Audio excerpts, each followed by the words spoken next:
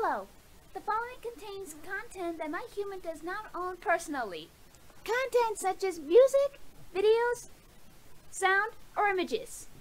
So please, give my human a break and not give her a strike. Seriously. Really? Touch mine.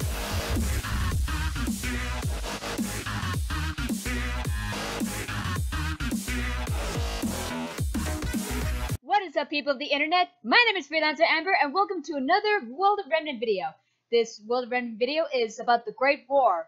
So we're finally going to learn a little bit more about the Great War from what Osman's speech did from Volume 2 when all the first year students are going to go on their first missions. Now, I would have recite the entire speech, but it's a pretty long one. But I may get the comparison wrong from what I'm about to say. The Great War of Remnant, or the Great War I meant, in 80 years prior to the events of RWBY. It was the largest war in recorded history. Then it came to an end. It was a war. Well, I'm sorry because I'm kind of reading off this one RWBY fan fiction. Well, it's a crossover fan fiction with Naruto and RWBY, but the guy did is he typed down the entire speech word for word from what Osman said in Volume 2. But so I'm gonna give you maybe little bits of it. The Great War, largest war recorded in history. It was a war of ignorance, greed, and oppression, and it was a war that was much more than where borders fell or who traded with whom. But it was about the very idea of individualism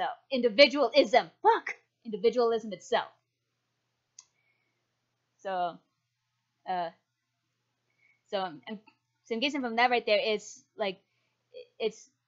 that's kind of the thing that wants to remove individualism. I may be wrong, but another part of this that they fought for countless reasons. One of which is the destruction of all forms of art and self-expression.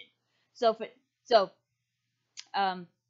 the people won't stand for that. So as a result, they chose to oppose the tyranny. Those who opposed this tyranny began naming their kids and the core aspects of art itself, which is color. So anything, it can be exactly a color, something that means a color, or something that sounds like a color. The way how Monty described it when he decides to let people, when creating their OCs, something to do with color.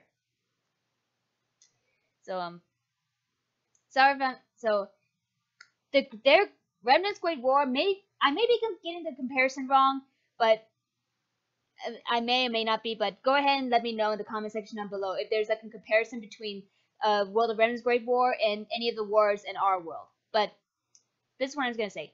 The Great War of Remnant is maybe kind of like the Great Revolution. I think the American Revolution. At least I think it's that war where we try to fight for freedom from the British. Something like that. Again, I could be wrong, or I might be getting my history wrong, but that's maybe the only comparison I can think of. So I'm sorry that I'm rambling all this on. So let the history begin in 3, 2, 1. RWBY, World of Remnant. The Great War. How long is this? 7 minutes. Wow. Oh, by the way, Jacob the One-Man Band will probably explain this a whole lot better than I can. The Great War. By the time you see this. What a terrible name for such a horrible time in history. Yep. Though the war itself lasted around 10 years, the century leading up to it was filled with so much tension, you might as well lump them together. Also, it lasted 10 Most years? of that tension was coming from Mistral. Mistral, really? Territories rich with resources and safe from Grimm have always been in high demand. But the Emperor of Mistral had managed to conquer nearly all that Anima had to offer. Anima, hey! Thanks in part to an unlikely friend, Mantle. Of course. There was another world of The two Remnant where kingdoms had formed an Mantle and alliance. Mistral Mistral provided the were small kingdom together. I with forgot goods which one. unavailable in the frozen tundra. In return, Mantle introduced technological innovation as well as guidance in the settlement of Anima's cold, northern territory. It was good. Okay. Until it wasn't. There it is. An incident in Mantle led to a strange and unexpected decree. The abolishment of the arts and repression of self-expression. Oh, that's what I just said in my Mantle rambling. had come to believe that they would be much safer from the Grimm if they could simply keep the emotions of the masses in check. So, like, become Given Mistral's strong, artistic culture, many assumed this would be the end of their alliance. But they were wrong. Of course they were. Mistral complied, selectively, enforcing Mantle's wishes only in the outer territories, allowing the centralized powers to continue to live as they pleased. Really? If you haven't caught on yet, Mistral's full of jerks. the evil The grin. people of Vale had a problem with this. Well, they had a problem with a lot of things Mistral and Mantle had been up to. Of course it has. Treatment of their citizens, use of slave labor, Fuck and their slave constant labor. insistence that their way of life was what was best for everyone. Eventually, Mistral made the jump across the sea to the eastern coast of Sanos. Did you say Small Sanos or islands Salas? and peninsulas in the area were perfect to establish a settlement. They were so perfect, in fact, that Vale had just begun settling the area themselves. I think we can all guess what happened next. Almost like the Pilgrims and the Indians The thing. King I of could be Vale wrong in that did comparison. everything he could to avoid armed conflict. Despite cries from his people, he insisted on sharing the land with the settlers from Mistral. Yeah, I might be wrong about what I just said about the comparison. To this day, no one knows who shot first. But what began as a riot between the two bands of settlers had suddenly become the first battle of the Great War. Ouch. Mantle quickly came to Mistral's side. Okay, Battles so- were fought on both Sanos and Anima soil. Villages were lost to both combat and Grimm. So almost It like wasn't long our version, before like Vacuo decided to join the party. almost like Remnant's version of World War II. Up to this Again, I point, could be wrong about the Vacuo had comparison. done its best to stay out of the fight. Mantle and Mistral, having both already established a small presence in Vacuo And about my territory history. years before, promised to leave them provided they didn't interfere. Okay. Soon, those talks evolved. It went from don't side with them to side with us and you'll be safe. Vacuo did not much care for that. He is like, fuck off! Came to the conclusion that if Vale were to fall, there'd be no one left to stop Mistral and Mantle from conquering them next. So they did what they considered to be the logical thing. They drove Mantle and Mistral out of Vacuo and told Vale they had their backs. I love their style. Me too! So the war raged on. There we go. Grim attacks increased worldwide. Yeah, all the On the negativity right there. battlefield, this meant a temporary Big time. ceasefire in order to deal with the hordes of monsters before returning to the fight at hand. Those left miserable back at home, however, were often helpless with their best warriors away fighting the good fight. A lot of settlements were lost during these years, and most Ouch. were never reclaimed. Rations on food and dust were put into effect. Development of technology accelerated. Humans and faunas who fought alongside one another became closer. And every day, mankind grew more and more efficient at destroying itself. But it all ended in the Vacuo campaign. I was about to ask how it all ended. Mistral and Mantle knew that if they could take the dust mines of Vacuo, they would effectively cut off the supply of dust to their enemy. It was to be a final devastating blow to Vale and Vacuo. They were only half right. Oh, the king. The King of Vale personally led his army into battle alongside the soldiers of Vacuo and decimated the enemy forces. Crown atop his head and armed only with a sword and his scepter, he laid waste to countless men. Ouch. As the sand was soaked red with blood, the Grimm came in droves.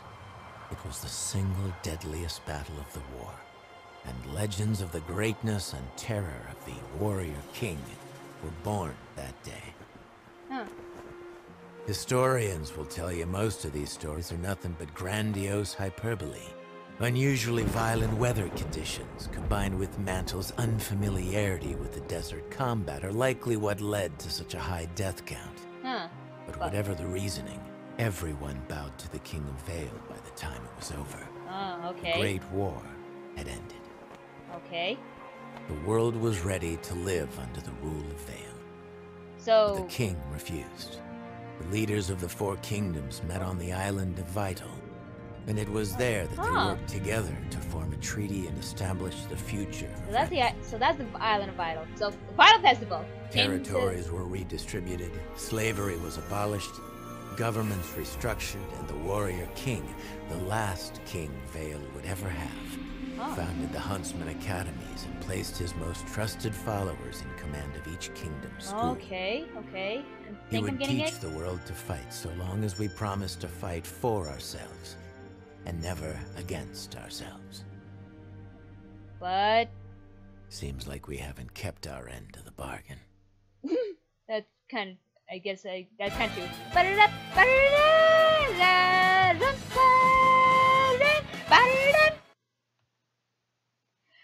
Oh, wow, that is a lot to process right there. I mean, like I said, it's a lot to process right there. So I'm probably not gonna do my little quick review on it. But like I said, I'll leave a link in the description box below or in the annotation at the end, so you can see Jacob the One Man Band's review about it and what details the Great War, what little details the Great War offered us. So that is a lot. So, but in the beginning, I said I was gonna make some comparisons between the world of Remnant's Great War and some of the wars that our world has. And I keep thinking it was either World War II, the American Revolution, or maybe the Pilgrims and the Native Americans, settled in the land or whatever. But I could be getting my history wrong when comparing to this. But let me know if there's any kind of comparison between the world of Remnant's Great War and any of our wars in the comment section down below. So until the next time, thank you guys so much for watching. Let me know your thoughts of this historical episode in the comment section down below. If you like this video, kick that like button in the ass like a boss. And if you really liked it, go ahead and subscribe. And until the next video, stay awesome, be nice to animals. Be nice to animals, don't be dicks, keep moving forward. Bye-bye.